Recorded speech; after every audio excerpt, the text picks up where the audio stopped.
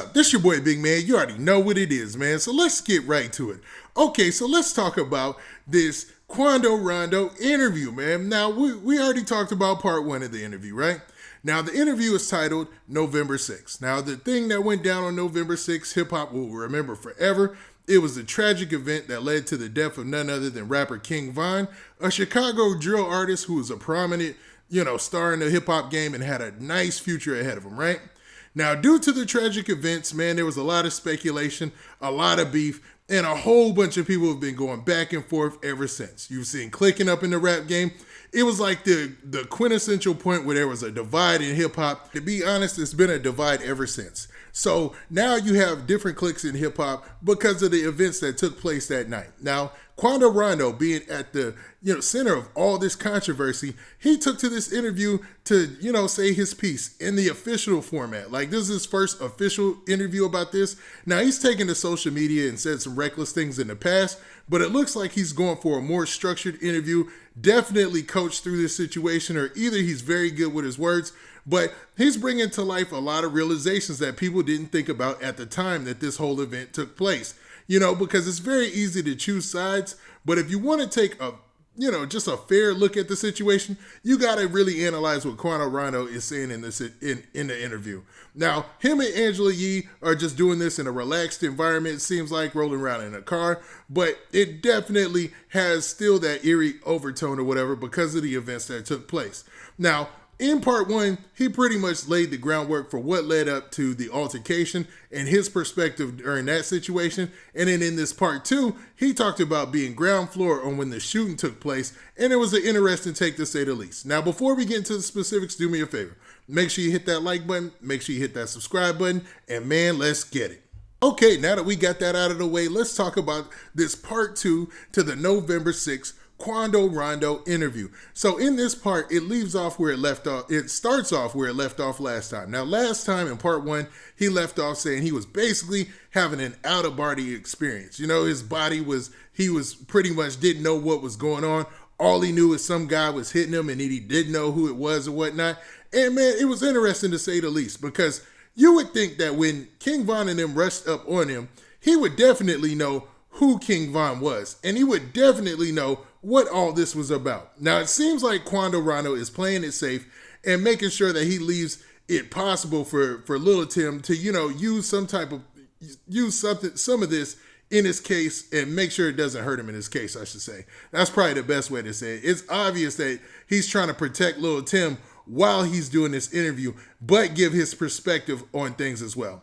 Does it seem like he's shooting Lul Tim a lot of bail to give him a possibility to fight his case? Definitely. But he's also given some clues to his perspective as well. So the first instance of that is Angela Yee straight up asked him, like, you didn't know, who was hitting you or whatever. And she didn't ask him. She actually put it out there as a statement, like, you didn't even know who was running up to you, right? And he was like, yeah, I didn't even know. And he really went on he took 2 minutes of the time to explain how he was having an out-of-body experience. And it was almost comical at certain points, even though this is a serious situation, because, he literally took a good 2 minutes to talk about my spirit. It was like I was levitating up in the sky and I was watching down as this was taking place and all that. I'm like, man, this sounds wild, man. It sounds wild. To be honest, understanding that he definitely wants to protect this homie, boy. But, it's almost unbelievable. Now, Quando Rondo definitely talked about being religious in his soul, too. He said he couldn't really explain it and put it into words, how his soul had left his body or whatnot. And I'm sitting there the whole time listening. I'm like, oh, okay, I get that. But you were actively moving around. You were actively looking for cover. You were actively running from one place to the next. Now, a good part of this, a really revealing part of this is, when you see Quando Rondo and he's over there and he allegedly is being held by King Von while he's going down, and people put out the rumor that Quando Rondo was trying to take King Von's chain, and allegedly Muwop or somebody from O Block side of the game, or somebody from King Von's camp, I should say, ran over there and started piecing up Quando Rondo, while all this was going on. And he said that he was not trying to take King Von's chain. He said he was concerned because Lul Tim And he refuses to say names, which is odd, man. This lets you know that somebody had talked to him previously before this and told him not to say names. He put it in the first part that he didn't want to say names because he felt like it was clout chasing, but he's not even saying his own homeboy's name. He's just saying like, yo, you know, my guy, he was down there on the ground, and we're all thinking like, yo, you mean Lul Tim, your boy? You know, he's all over your page, but regardless, he's like, he was shot 4 times. And I didn't know Lul Tim was shot 4 times that night. He said he had been shot previously. And if you look it up, man, it looks like Lul Tim was in several shooting situations, man, back in Savannah prior to this. So, I mean, that's not to take anything from him, and that's not to give him any additional props. That's just the facts. You know, he obviously was about that life, allegedly. You know what I mean? But Quando Rondo continued to harp on the point that he didn't know what was going on, and he was having an out-of-body experience at the time that all the shooting took place. And he felt that, you know, he was trying to do more helping than harm. Like, when he went over to King Von, he didn't express specifically why they were that close to each other and why it looked like he was trying to take his chain. But he definitely said that, you know, a $50,000, $60,000 chain isn't worth all that while all that is going on and shooting is taking place. So he used the analogy that if 2 people were in Afghanistan, a war-torn or in a war situation in, you know, Afghanistan, and it's 2 soldiers shooting at each other, you wouldn't reach down to grab a pot of money. But really, in all realization, that's not the situation at hand. You have 2 people who are shot. King Von is shot, but he's still fighting on. You got Lul Tim, he's shot, but he kind of jumps off a screen, allegedly. That's what we think we see. At least those are the people that we think we see in those scenes, right? Jumps off a screen, and then a lot more is going on. Then somebody from King Von's side runs up to Quando Rondo, and Quando Rondo is definitely super close to King Von. So how does he go from one place to the next? And you see him walk over there. So I don't know, man.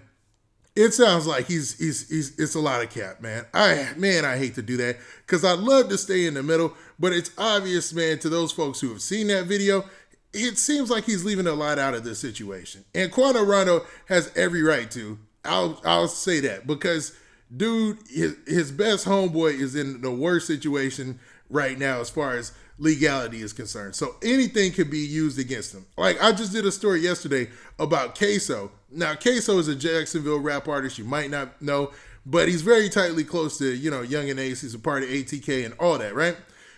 They're using his CDs. They're using videos against him. There's so much being used against him in the case. So Quando Rondo is kind of, man, he's limited on what he can say, even though he's providing as many details as he can.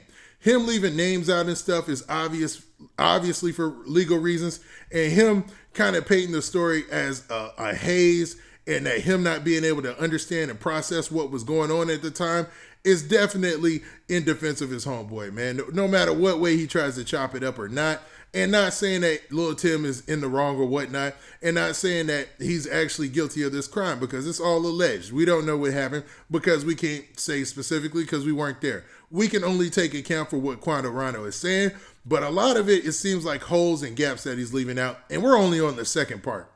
Just like the last clip, the last 2 minutes is the most important part. Now, he talks about when after the person got shot or whatever, he didn't know who it was. Like, he, with a straight face, he tells Angela Yee that, yo, I didn't know who the dude was that got shot. I didn't even know who that was. Like, he doesn't know who King Von is. Like, these cats have hung out before. We've seen them in the studio together before. And King Von has a very distinctive look, man.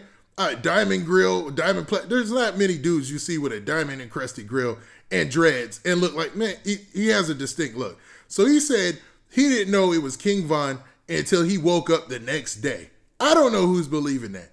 And this is obvious that, man, he either has a PR team working with him on this interview and told him what to say, or a lawyer or somebody involved, and he's making sure that he crafts this story so that way he can help out Lul Tim's case. I'm not trying to throw Quando Rondo under the bus. It just seems like he's putting a whole bunch of, you know, extras on it in the department that we don't want to hear about. We want to hear about the real stuff and really get to the nitty gritty of this story. Even though it's still entertaining, man. It's still entertaining. It looks like, man, this is definitely a PR type of move, to be real with y'all, man. Now, I'm going to watch every part of it because we do get to learn new things each time that they drop one of these. And I guess they're going to drop them every day. But what do you guys think? Do you think that Quando Rondo is being genuine in his assessment and what he's saying about the night and the things that took place? Or do you believe there's some influence there that is making sure there's a level of protection for his homeboy in his legal case? Now, with that, this has been your boy Big Man. Make sure you hit that like button. Make sure you hit that subscribe button. And make sure you hit that notification bell so that way you get a notification every time I drop this hot content. And we out of here. Peace.